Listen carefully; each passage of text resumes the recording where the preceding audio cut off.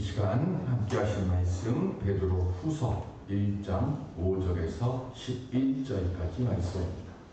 베드로 후서 1장 5절로 11절까지 말씀.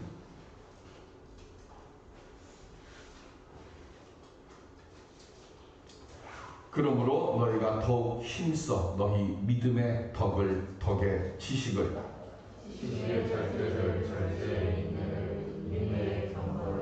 경건의 형제 우애를 형제 우애의 사랑을 더하라.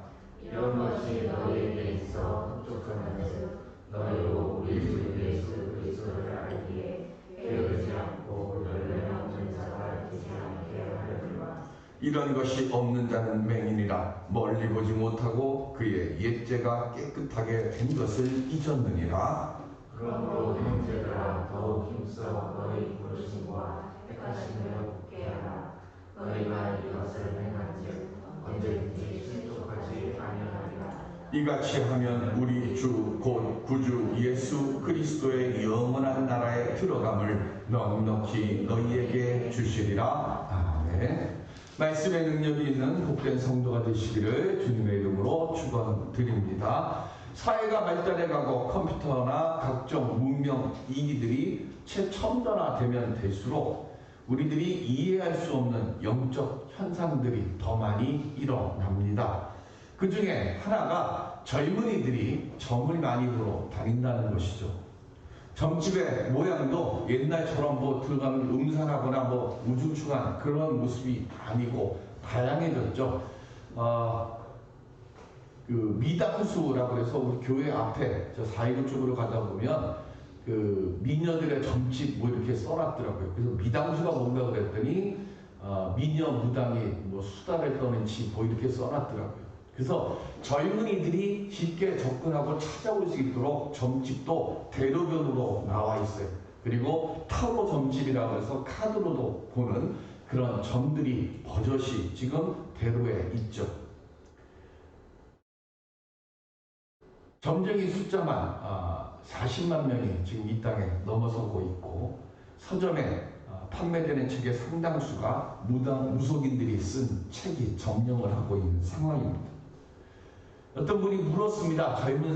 점집에 가는 젊은이에게 점집에 왜 가냐 하고 물었더니 대답하는 것이 답답해서 갑니다 라고 대답을 하더랍니다. 원하는 대로 일이 풀리지 않으면 또 마음이 답답하고 조급해지고 누군가에게라도 좀 아닌 줄 알면서도 희망에 찬 답 그리고 자기가 바라고 원하는 바에 긍정적인 대답을 듣기 위해서 점집을 찾는다고 합니다. 죄와 벌 그리고 까라마조프가의 형제들이라고 하는 소설을 쓴 유명한 도스토옙스키도 깜짝 놀랄 만한 반전의 모습이 있죠. 바로 아주 지독한 도박 중독증 환자라고 합니다. 그래서 엄청나게 많은 돈을 잃어버리고 그러다가 보니까 도박에 관련된 소설도 썼습니다. 그 제목이 노름꾼이라고 하는 소설입니다. 이 노름꾼이라고 하는 책에 보면 이런 내용이 나옵니다. 도스토옙스키가 생각할 때 사람들이 왜 도박을 할까 하고 생각을 해봤습니다. 그랬더니 도박의 목적은 돈이 아니라는 것을 알았죠. 그래서 도박을 왜 하느냐? 돈이 목적이면 돈이 있으면 안 가야 되잖아요. 그런데 도박하는 사람들 손에 돈이 쥐어지면 없어도 어떤 모습으로든 간에 돈을 만들어서 도박장으로 갑니다. 도스토옙스키가 내린 결론이 뭐냐? 목마름 때문이라는 거예요. 아주 말로 표현할 수 없는 깊은 목마름이 그 사람에게 있기 때문에 알코올 중독이나 무언가 중독되었다고 하는 사람들을 보면 항상 무언가에 목말라 한다는 거예요. 그래서 그 목마름을 어떻게 채워주고 해결해주면 그 중독증이 해결이 되어지는데 그 목마름을 채워줄 수 있는 방법을 찾지를 못한다는 겁니다. 그래서 점집을 찾고 알코올 중독이나 도박 중독에 빠진 사람들의 공통점이 뭐냐? 그건 우리 믿음의 눈으로 보면 영적인 목마름이라는 것이죠. 까라만 부가의 형제들을 다 쓰고 난 뒤에 그 다음에 11월에 까라만 부가의 형제를 다 썼고요. 1780년. 그 다음에 그 다음 해에 세상을 도스토옙스키가 떠납니다. 그런데 그가 죽기 바로 직전에 자기 아내 안나에게 자기가 평생 갖고 다니던 신약 성경을 들고 다녔는데 그 신약 성경을 부인 아내 안나에게 주고는 성경 말씀을 펼쳐서 읽어달라고 요청을 합니다. 그 읽어달라고 요청한 성경 말씀이 마태복음 3장 2절입니다. 없어요. 마태복음 3장 2절이 뭐예요? 회개하라, 천국이 가까운 겁니다. 도스토옙스키는 평생 이 도박 중독 중에서 벗어나지는 못하고 살았습니다.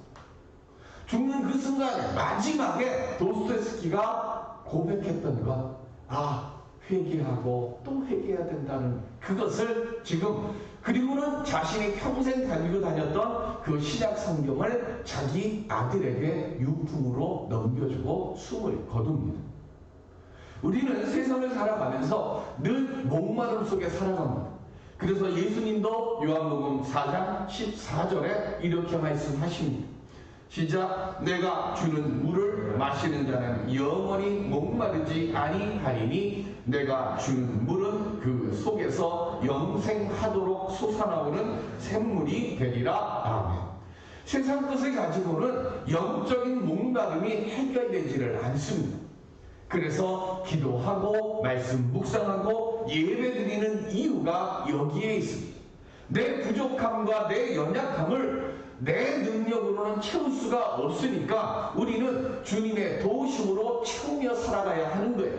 그래서 주님을 만나기를 소망하는 믿음으로 그 믿음을 가지고 주님을 바라보며 주님께 기도하고 예배를 드려야 하는 것. 우리가 예배를 드릴 때에 주님의 음성 듣기를 소망하고 주님의 만져주심을 소망해야 되는 이유가 여기에 있어요. 그냥 예배만 드리고 돌아가면 우리의 이 영적인 목마름이 해결되지를 않습니다. 그러니까 우리는 자주 말씀을 드리지만 주의 예배를 사모하는 마음으로 우리가 이 시간을 기다려야 되는 것이고요. 그 사모하는 마음 속에 주님, 제가 오늘 드리는 예배를 통해 이 예배 시간에 내 심령의 목마름을 채워주실 수 있는 주님의 말씀, 주님의 찬송, 주님의 기도가 내 마음속에 적셔지게 하여 주옵시고, 그래서 한 주간을 살아갈 수 있는 힘을 얻는 이 목마름을 주님 해결할 수 있는 은혜의 생수를 허락하여 주옵소서. 그렇게 사모하는 마음으로 우리가 주 앞에 나올 때에 그때의 그 예배의 시간을 통해서 우리가 위로를 받고 새로운 은혜의 능력을 얻고 돌아가게 될 줄로 믿습니다. 그런데 우리는 얼마나 예배를 사모하고 있습니까? 나무는요, 두 가지가 다 살아있어야 살아있는 나무죠.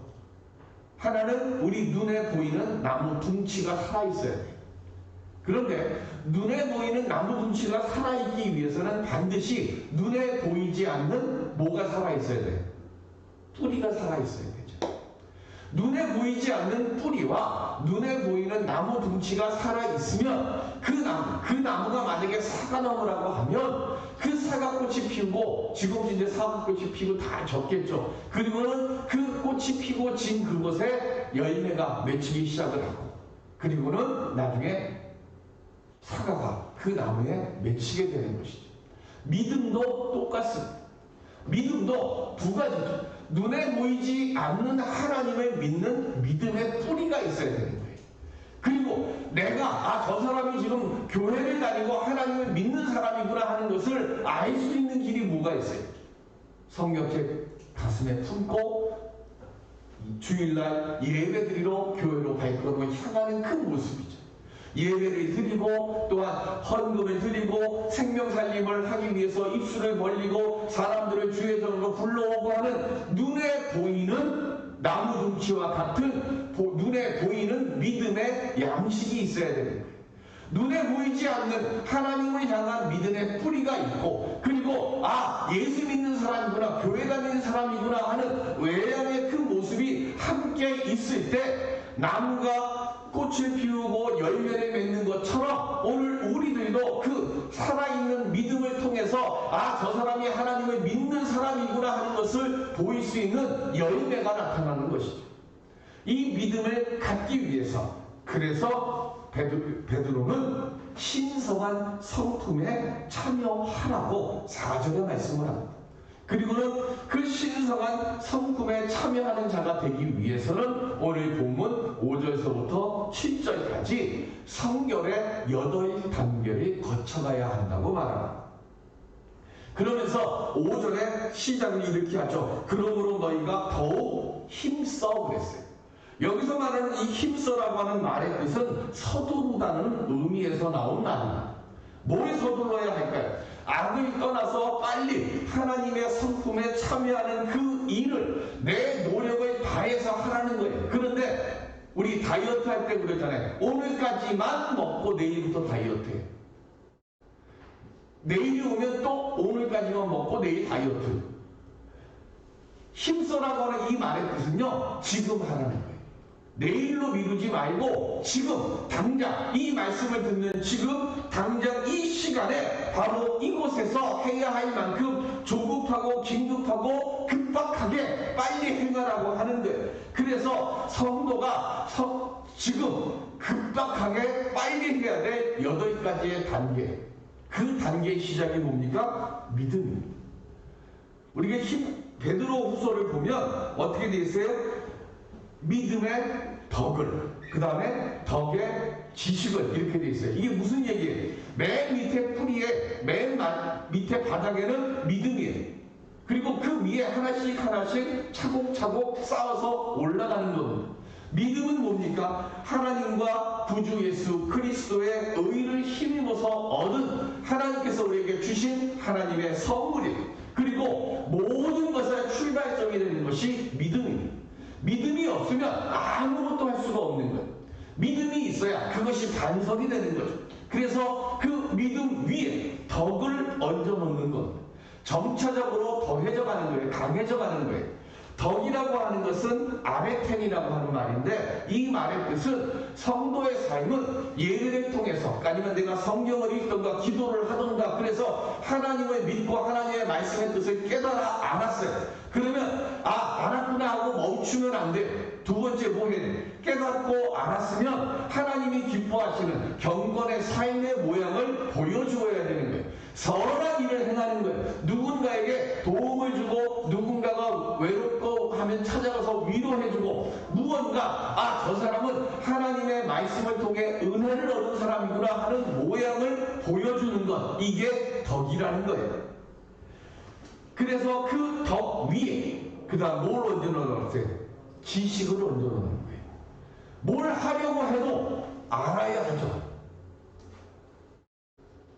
1 더하기 1은 2입니다. 이건 뭐예요? 이건 지식이에요.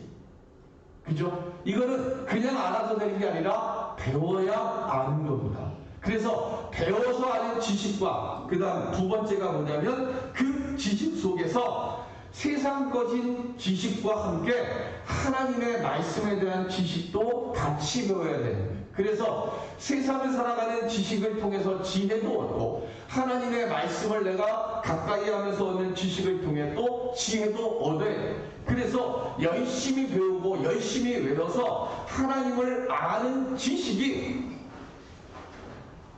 나를 은혜와 평강으로 하나님께서 이끌어주시고 인도하시는구나 하는 것을 깨닫고 깨우쳐 알게 만들어가는 거예요. 이게 지식이에요. 그런데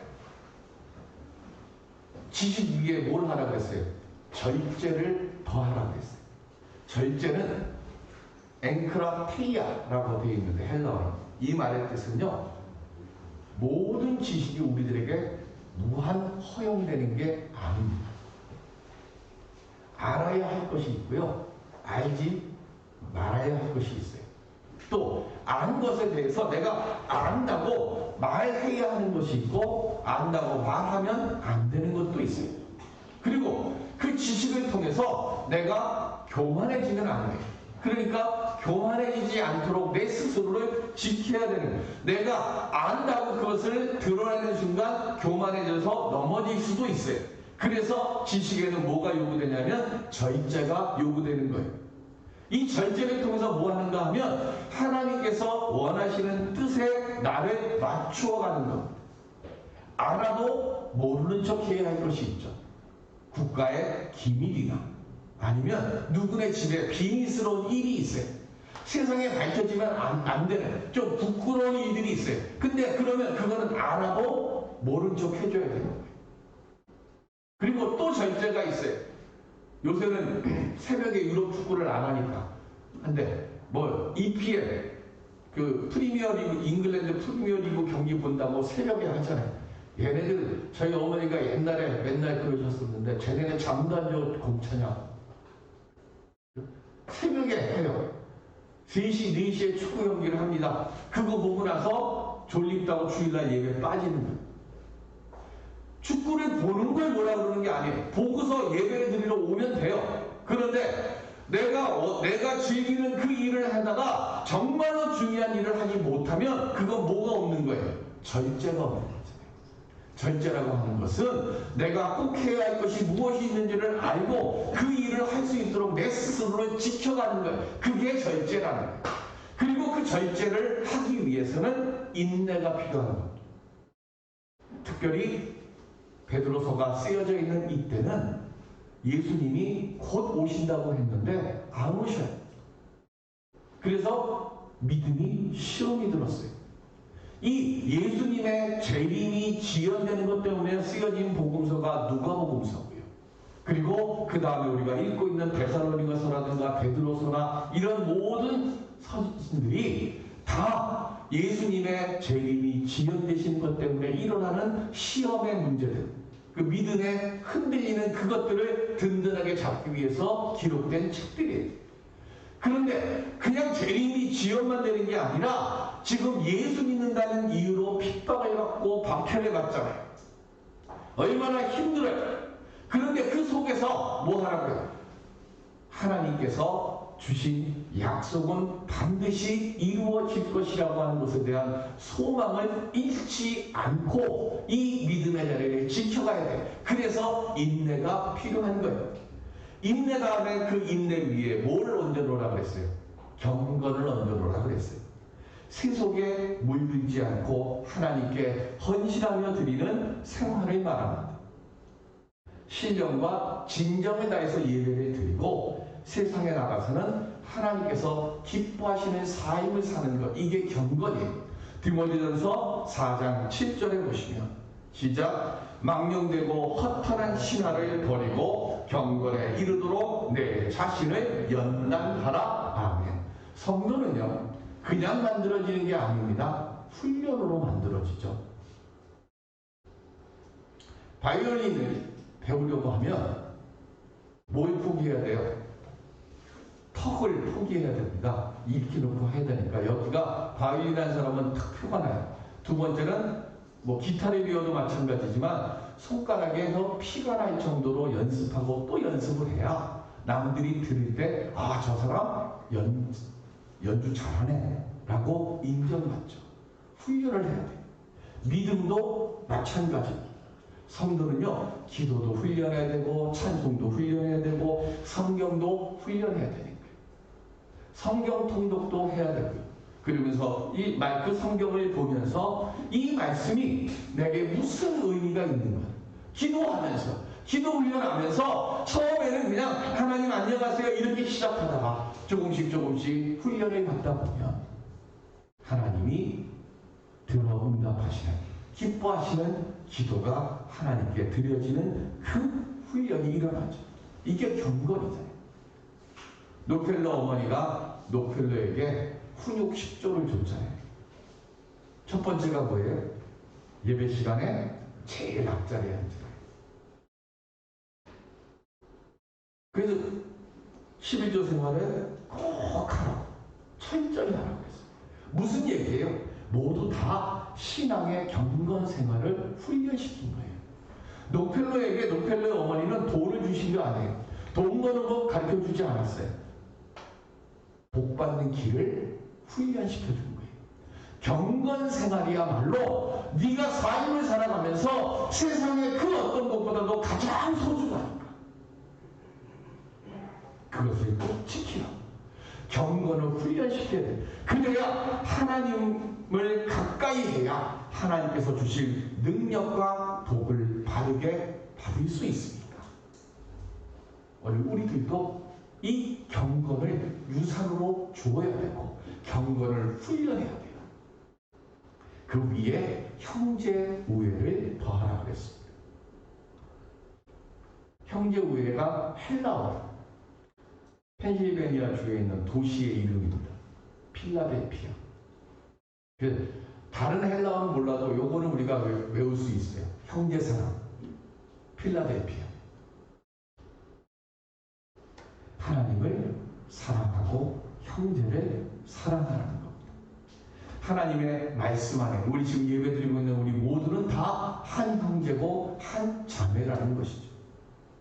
그 위에 맨 마지막 한 형제요 한 자매니까 서로 짐을 지고 그리스도의 복을 성취하는 그 모습의 최종점이 뭐냐면 그 위에 사랑을 공급하라고 했어요. 사랑을 더하라가 아니라 사랑을 공급하라는 거예요. 무슨 얘기인가 하면 사랑을 받으려고 하면 안 되고 사랑을 뭐 하라고 해요? 주는 사람이 되라는 겁니다. 사랑을 베풀어주고 나누는 사람이 되는 것, 이게 성결의 최종 단계라는 거예요.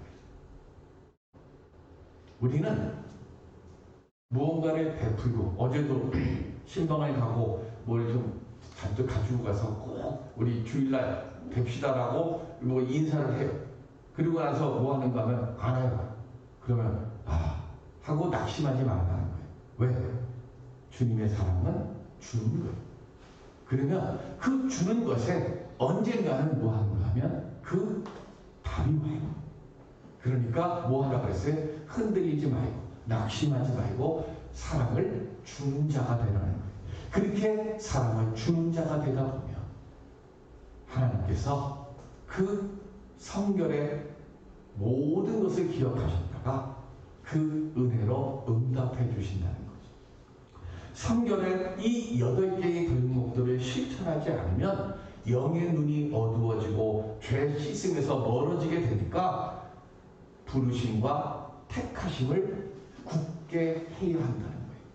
그래서 부르시고 택하신 분은 하나님이시지만 내가 부르심과 택함을 받은 내가 그 받음을 내가 확실히 알고 그리고 그 자리를 굳게 지키려면 부르심과 택함 받은 자에다운 합당한 삶을 합당한 생활을 하라는 겁니다.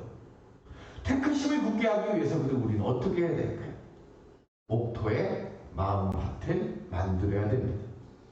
씨 뿌리는 자의 비유에 보면 4개의 밭이 나오죠. 하나는 길가, 두 번째는 돌짝밭, 세 번째는 가시밭, 네 번째는 옥토입니다. 옥토는 30배, 60배, 100배의 결실을 맺는 좋은 땅입니다. 그런데 처음부터 옥토가 되어지는 땅은 없습니다. 길가와 같이 굳은 마음은 갈아엎어야 되고요. 갈아엎다 보면 흙덩어리가 생겨요. 그러면 그 흙덩어리는 부숴야 되는 거예요. 그리고 부정적이고 불신의 마음을 말씀과 믿음으로 부숴버려야 돼요. 그리고 성장을 가로막는 숨은 돌멩이들은 찾아서 빼내야 되고, 그리고 내 믿음의 복을 받는 양분을 빼앗는 잡초와 가시들은 일일이 찾아가면서 그거를 제거해야 됩니다. 그리고는 겸손한 마음으로 하나님의 말씀을 아멘으로 받아들일 때에 그때에 우리가 옥토가 되는 거예요. 처음부터 아무것도 안 하고 옥토가 되는 사람은 없습니다. 쉬운 일이 아니에요. 존 윌턴이라고 하는 사람이 27살 때까지 되는 대로 인생을 살았던 사람입니다. 어느 것 하나 오래도록 이 사람이 끈기 있게 그 일을 해본 적이 없는 사람이에요. 그래서 그냥 이것도 조금 해보고 저것도 조금 해보고 그렇게 기웃기웃 거리는 삶을 살다가 이 사람이 뭔가를 깨달았어요. 그래, 오늘부터 나는 새 사람이 되어야겠다. 그리고는 술, 담배를 다 끊었어요. 그리고는 일주일에 1실링 주는 정원 일을 시작합니다. 그리고는 교회를 갔어요. 예배를 드리는데 그날 목사님이 이 말씀을 하십니다. 마태복음 17장 20절 시작. 이르시되 너희 믿음이 작은 까닭이니라 진실로 너희에게 이르노니 만일 너희에게 믿음이 겨자씨 하나일 만큼만 있어도 이 산을 명하여 여기서 저기로 옮겨지라 하면 옮겨질 것이요 또 너희가 못할 것이 없으리라. 겨자씨 하나만큼의 믿음만 있어도라고 하는 이 말씀이 이 존 윌턴의 마음을 뒤집어 놓습니다. 큰 깨달음을 얻고 존 윌턴은 이렇게 얘기합니다. 내가 아주 작은 겨자씨만한 믿음만 있다면 불가능이 없는 삶을 살 수 있다고 하지 않았는가? 그렇다면 나에게도 얼마든지 성공할 수 있는 기회가 주어지겠구나. 그리고는 그때부터 평생토록 겨자씨를 자기 주머니에 넣고 다니기 시작합니다. 후에 이 존 윌턴은 유명한 성공한 실업가가 됐고요. 71살에 은퇴를 하는데 엘리자베스 2세로부터 자기를 받습니다. 경이라고 합니다. 묻습니다. 당신은 왜 항상 겨자씨를 포켓에 넣어가지고 다녔습니까? 그때 존 윌턴이 이렇게 대답합니다.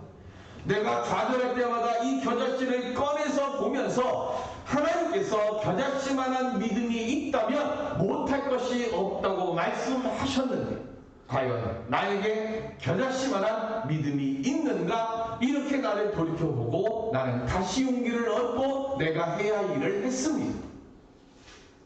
큰 믿음은요 모든 사람의 것이 아닙니다. 존 윌턴 겨자씨 갖고 다니는 이 사람 좀 별스럽잖아요. 별나잖아요. 우리나라에도 뭐 제가 처음 우리 만나는 게 왔을 때도 겨자씨가 강대상 위에 있었어요. 겨자씨 가지고 다닌다고 다 존 윌턴처럼 되는 거 아니잖아요. 택하심을 굳게 하고요. 큰 결실을 맺는 옥토와 같은 믿음도 모든 사람들이 다 갖는 거 아니에요. 교회 다닌다고 다 큰 믿음 갖고 교회 다닌다고 다 겨자씨의 기적을 만드는 거 아닙니다. 하나님을 가까이 하고 어떤 상황에서도 낙심하거나 좌절하지 않고 하나님의 도우심과 이끄심을 확신하면서 말씀을 묵상하고 주님께 구하는 자들은 반드시 큰 믿음의 열매를 얻게 될 줄로 믿습니다. 편한 믿음 생활을 가지고는 절대 열매 맺지 못해. 주님은 우리로 하여금 우리 모두가 30배, 60배, 100배의 결실을 맺는 옥토와 같은 믿음을 갖기를 원하십니다.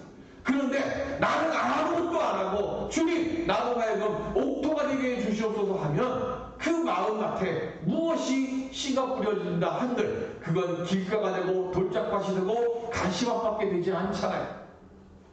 내가 택하심을 받았습니다. 내가 하나님부터 은혜를 받기를 원합니다. 그러면 별스러워야 돼요. 예배에도 별스러워야 되고 말씀을 사모하는 것도 별스러워야 되고 기도도 별스러워야 돼요. 편안하게 앉아서 되어지는 일은 없습니다. 주님의 복된 응답을 만드는 겨자씨 같은 믿음을 갖기를 원한다면 죽어있는 겨자씨는 아무리 가지고 있어도 아무것도 못하잖아요. 살아있는 겨자씨가 되어야죠. 믿음도 마찬가지예요. 굳어있는 믿음 가지고는 아무것도 할 수 없습니다. 살아있어요. 말씀을 묵상하면서 말씀에 내가 깨지고 기도하면서 내가 깨지고 그러면서 깨우치고 그러면서 무언가 다른 모습들로 변화하고 자꾸만 돌 꺼내고 가시 제거하고 그렇게 내가 믿음으로 하나님 앞에 나아갈 때 그때 택하심을 굳게 하는 자가 되고 택하심을 굳게 하는 자에 합당한 이 산 너러들려 저 산 저 바다로 옮기우라면 그대로 된 것이라는 은혜의 응답을 우리 눈으로 보게 될 줄로 믿습니다. 우리 그 은혜의 믿음에 갖는 하나님의 복된 택함 받은 자들로 살아가는 우리 모두가 될 수 있기를 주님의 이름으로 축원드립니다. 기도하겠습니다. 은혜의 아버지 하나님, 연약한 저희들입니다. 주여, 그러나 육신은 연약하지만 믿음은 강한 자가 되게 하여 주옵시고, 변하고 깨지고 살아있는 믿음이 되어서 주님께서 우리들에게 허락하여 주신 복의 열매를 맺어가는 우리 모두가 되도록 이 시간 함께하여 주옵소서. 감사하며 예수님의 이름으로 기도드립니다. 아멘.